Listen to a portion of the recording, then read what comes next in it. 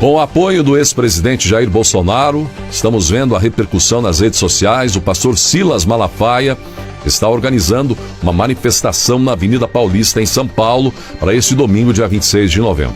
Silas Malafaia, que falou uns palavrões ali contra algumas autoridades, incluindo algumas autoridades da corte.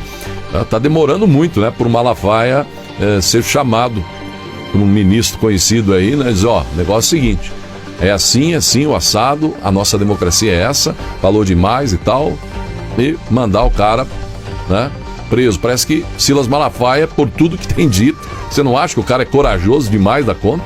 Tem falado cada coisa, e o engraçado é que, por enquanto, né, não está se vendo nenhuma movimentação, não sei se porque ele é pastor, mas tem muita crítica de militantes da esquerda atacando o Silas Malafaia, isso é aquilo, né? Mas o Silas está incentivando, e parece que tem até o apoio de Jair Bolsonaro, um protesto agora para domingo, com o objetivo de defender o Estado democrático de direito e os direitos humanos, além de homenagear a memória de Clériston Pereira, que faleceu na prisão, né? Estava preso pelos atos de 8 de janeiro e faleceu nos últimos dias. Bolsonaro gravou um vídeo apoiando o evento e incentivando seus seguidores a participarem. O que você acha aí? É válida a ideia? Neste domingo vai movimentar, chamando a atenção pelo menos, né? E nesta quinta-feira, dia 23, o ex-presidente Jair Bolsonaro afirmou que comparecerá sim à posse do presidente eleito da Argentina, Javier Milei, independentemente da presença de Lula no evento. A declaração de Bolsonaro veio em resposta às palavras de Milei, que indicou que Lula seria bem-vindo se decidisse participar da cerimônia. Bolsonaro comentou sobre sua postura em relação a Lula, afirmando que não irá confrontá-lo e que, caso Lula vá à posse, ele provavelmente será vaiado.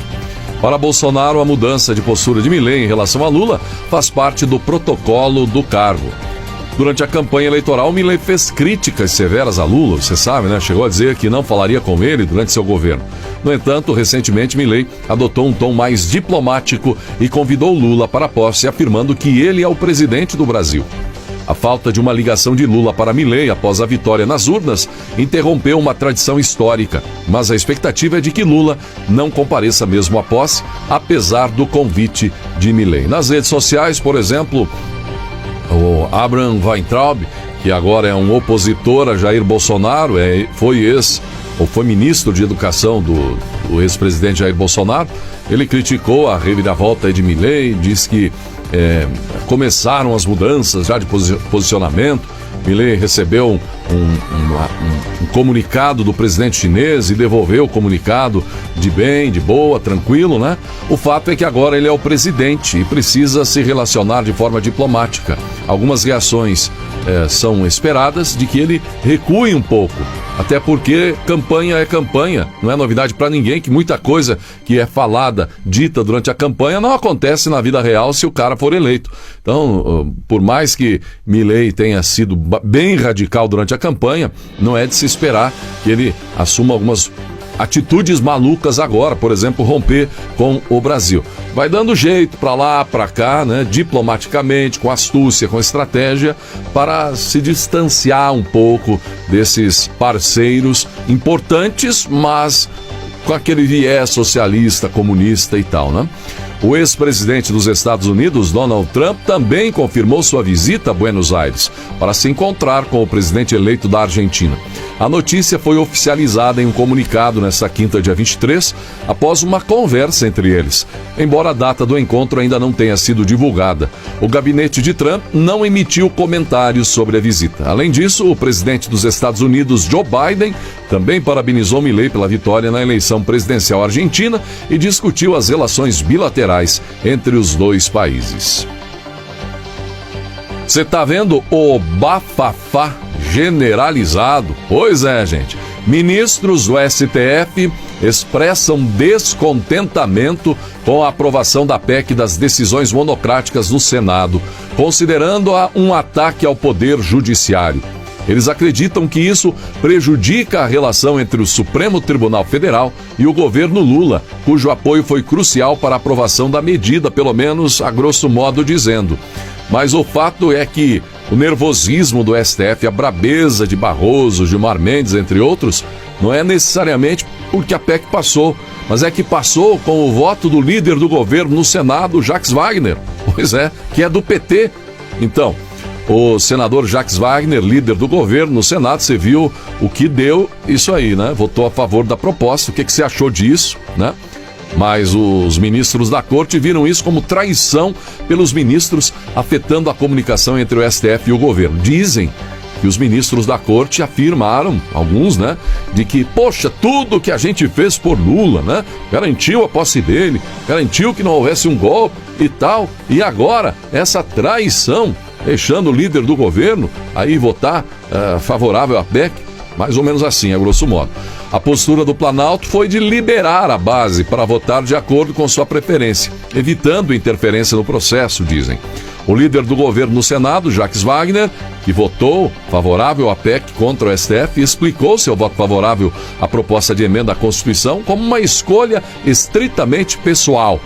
Já vi agora há pouco a ministra, a deputada e ex-ministra de Lula em governos passados, né? A presidente do PT, Gleisi Hoffmann, dizendo que foi um erro Jacques Wagner ter votado favorável à PEC. Ministros do STF sugerem renúncia de Jacques Wagner agora, mas o governo não concorda. E aí, Gilmar Mendes, por exemplo, ameaçou.